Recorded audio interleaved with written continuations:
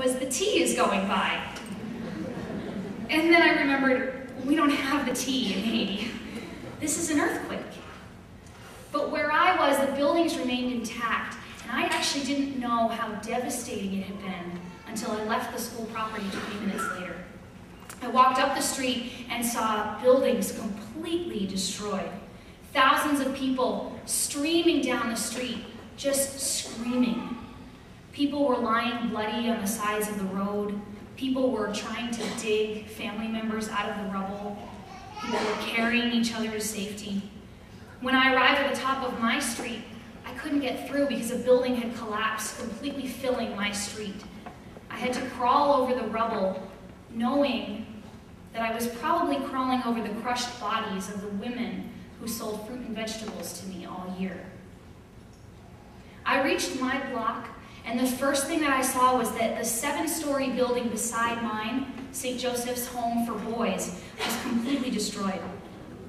St. Joseph's is an incredible organization that rescues street boys and child slaves.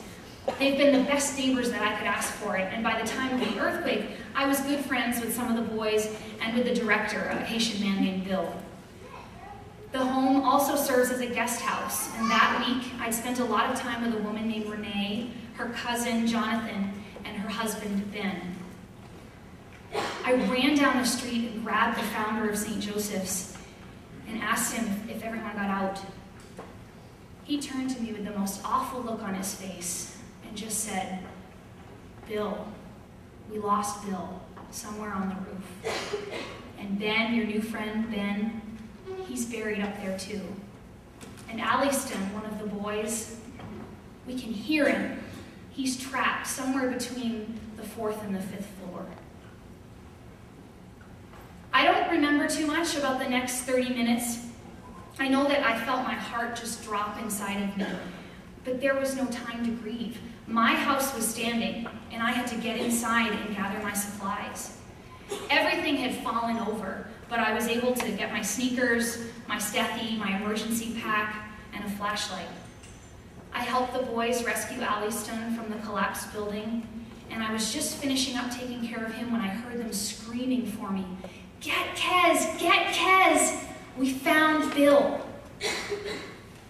They rushed me up the hill to an open field, and there was Bill, writhing in pain.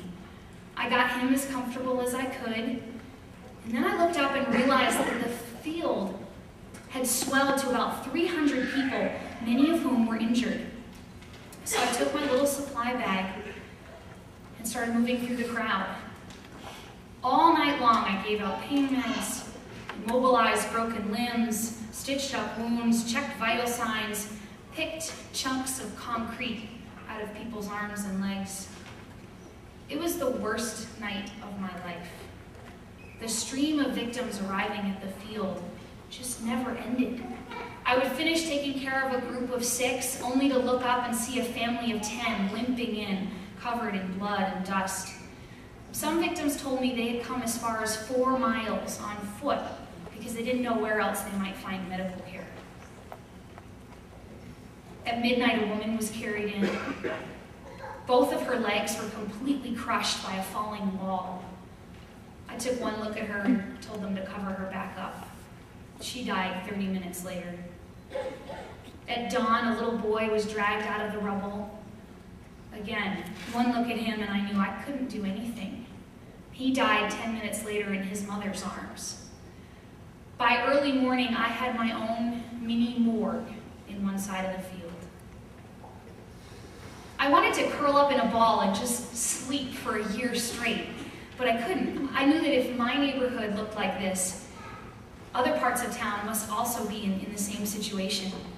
One of the young men helped me pack up a bag with supplies, and we went out into the streets. It was the same picture everywhere. Horrible injuries like nothing you've ever seen. People in shock and terror, destruction all around. For the next 5 days, I walked up to 4 miles from my house, taking care of people until I would run out of supplies, come back home, restock, and go out again. At night, I would come home to my friend Bill, who had tried to find care at the hospital and been unsuccessful, so he was living at my house, and I was taking care of him, not knowing what his injuries were and whether he would even survive. I had no water left in my reservoir, so we stopped bathing. Water was reserved for drinking only. I ran out of food, but the staff at St. Joseph's took care of me. Aftershocks happened constantly and terrified us. What scared me most, though, was that my stock of meds and baby formula was going to run out very soon. I honestly don't know how we lived through those days. It's been nearly 4 months since the earthquake, and life is, for the most part, back to normal in Haiti.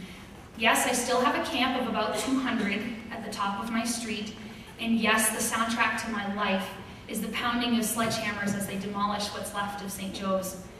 People are still terrified of concrete buildings, and the slightest shaking makes all of us panic.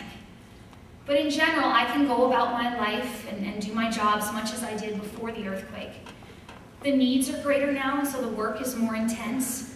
But Haitians have a resiliency that allows them to stand up after the worst catastrophes and keep going. If they can do it, so can I.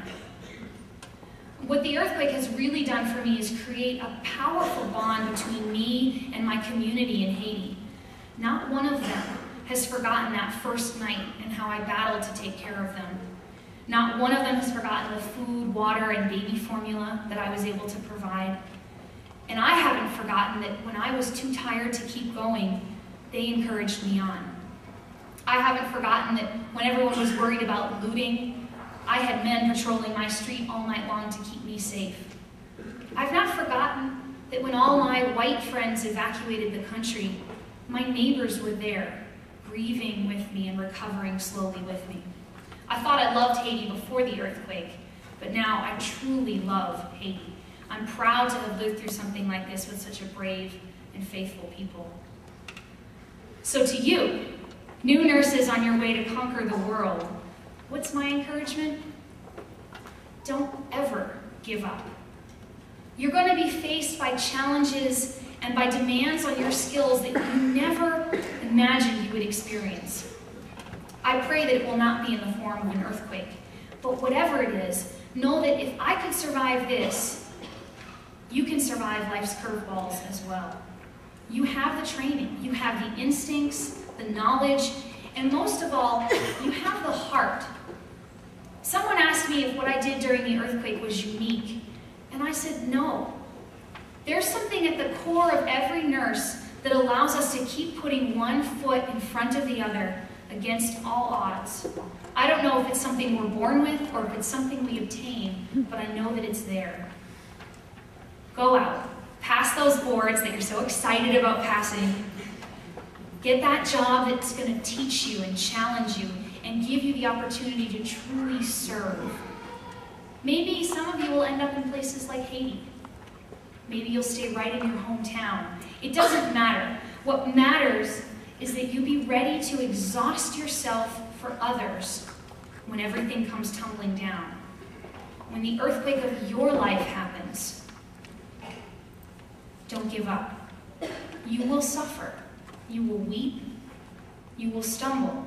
But don't give up.